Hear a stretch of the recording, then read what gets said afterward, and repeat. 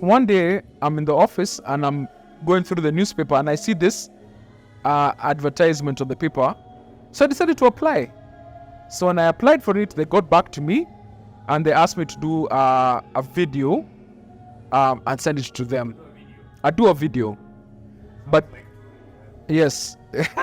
So it was a video with questions. So you're to answer the questions. Record yourself answering those questions and send that. So if you got that and they accepted that, then you're invited for an interview at the school.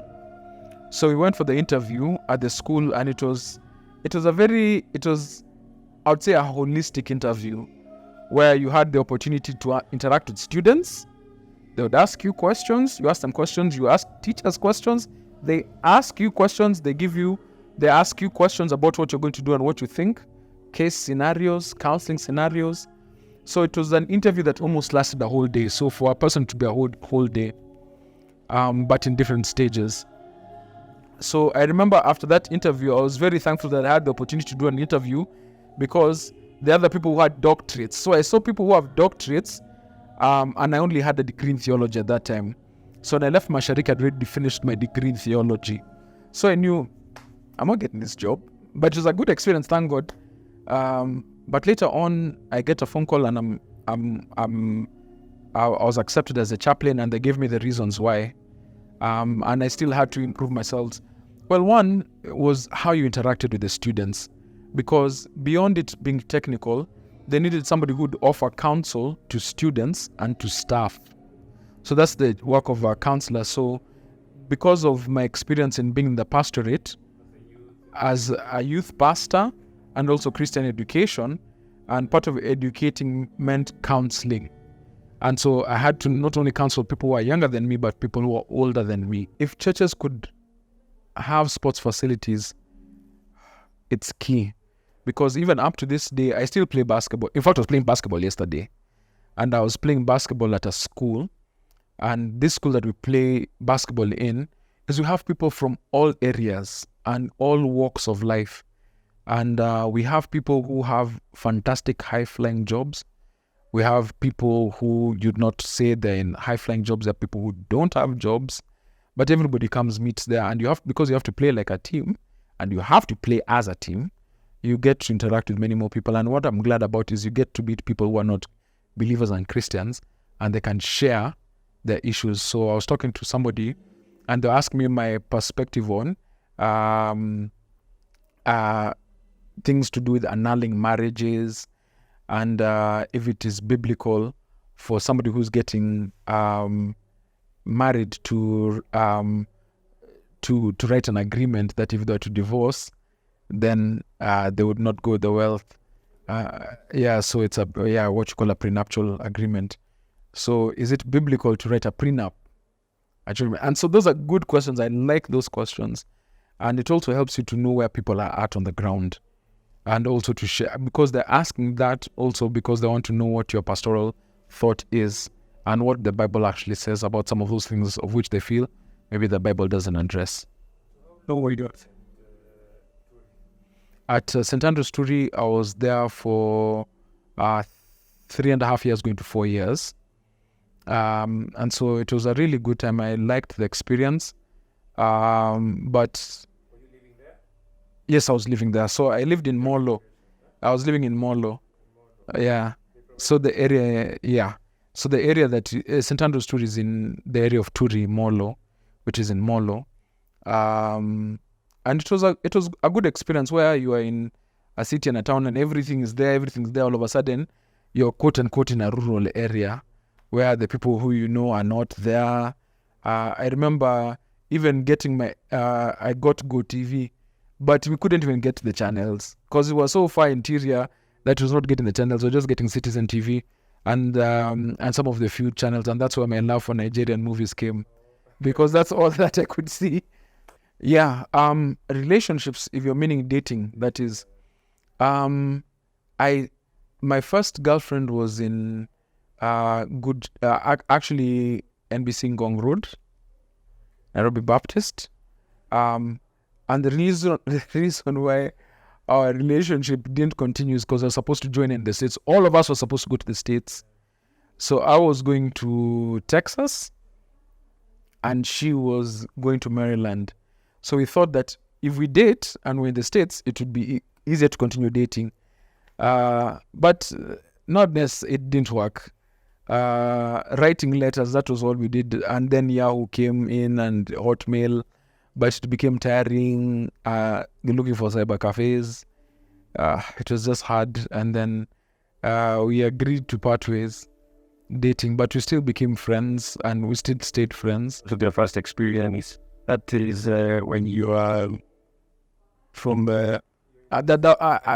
just that year after we finished high school, the year 2000, that's when we started dating. Yeah. So I had 2 more girlfriends then. One when I was in Good Shepherd, I was dumped. I was told it was not about you. It's not you. It's me. So that happened. Later on, same thing happened. So after that experience, during my last relationship, I was like, I'm not getting married.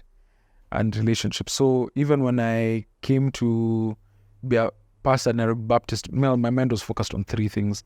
1, to get myself a motorbike because I love motorbikes, but though they're not the safest, but I still motorbikes. To serve God and to grow financially. But growing financially was pegged on education. So I really wanted to broaden my education. So I'd already started a master's in organizational leadership, of which I shifted now to clinical psychology. I would say it's the tugging of the Lord on my heart, because when I was in Turi, I felt that God had repaid me for the years I had suffered. Yes, financially in every way, and I was very happy. It's a great place to work. I made very meaningful relationships that we have up to this very day.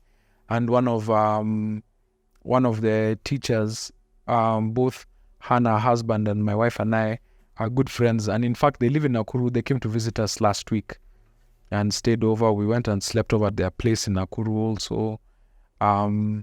They're also musicians. They organized a tour to Japan. She's Japanese. She's called Yuka, and the husband is Nick. So we got to meet her. Oh, there's a huge diversity, and that was a plus. Yes, I loved it. Yeah.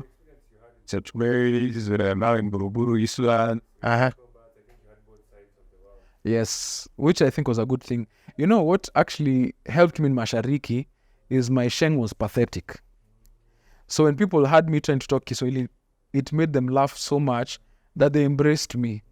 I don't know, I think that was just God, because I remember that very day and I was talking and when Jerry, so when they're hearing me trying to talk, and we're having a youth session, and I didn't even know, then I forgot the name of a circle, and I was not there telling them Viringo, I was telling them Sakoli. So guys laughed, and guys on the floor are like, umse yuko fiti, mlete, umse yuko poa at least, tumsaidie, umse yuko down.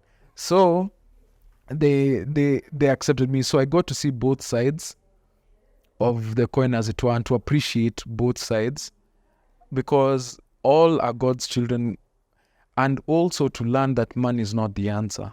It's not the answer actually, because I've seen people who are extremely wealthy but have no family, have no friends, and money can only do so much. None. Amongst some students, it's horrible, because you'll just end up using that money to satisfy a gap that cannot be filled. And the other side also, not having money doesn't mean that you lack joy, because those are some of the most faithful people who served. Like in Mashariki, we asked for people to serve in ministry once. And the 5 years I was there, the 4 years, we never ever lacked again. We asked for Sunday school teachers, people for the sound team, worship team, once, only one time. And we never had to constantly ask people to serve. I think sometimes when God blesses us with wealth, we end up putting God on the periphery. And I think sometimes we use God, we only serve him so that we can get something. And when we get it, then we leave him. And there's this writer called Tim Keller, the late Tim Keller.